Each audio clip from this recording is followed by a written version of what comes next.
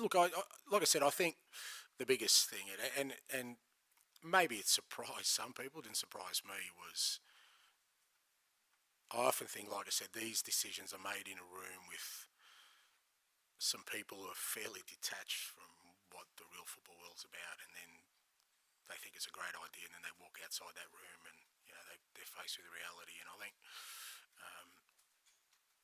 the one thing that whole period showed us was, I think, because we were just coming out of COVID, I think at the time as well, was that without the fans, you're struggling. You're struggling for anything because it was still being shown on TV, but no one can tell me it was the same product.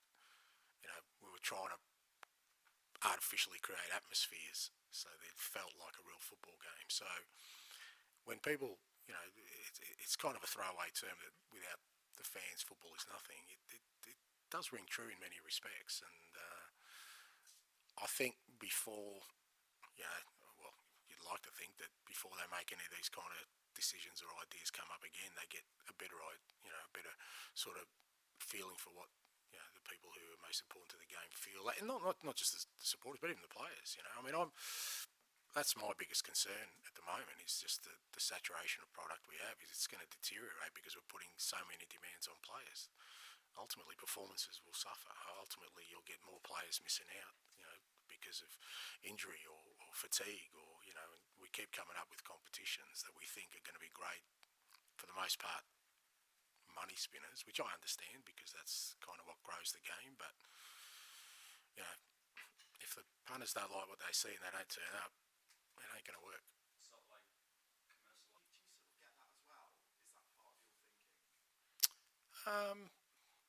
No, I don't think I was fatalistic as that. I think because ultimately, if it's destroyed and broken, like I said, no one turns up, they're gonna, people are gonna find something else to do. So no, look, like I said, I'm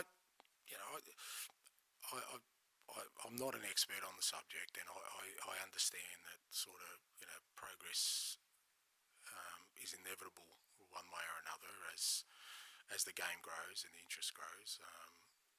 But like I said, I think you've got to take all factors into account and not be dismissive of something that doesn't come down to just numbers.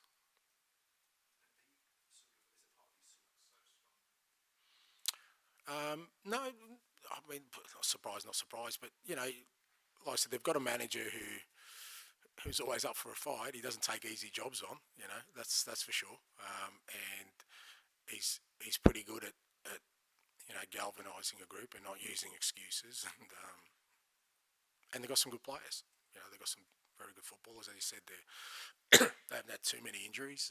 They've got a couple now, but for the most part, they've been pretty consistent, and that's why they're in the position they are.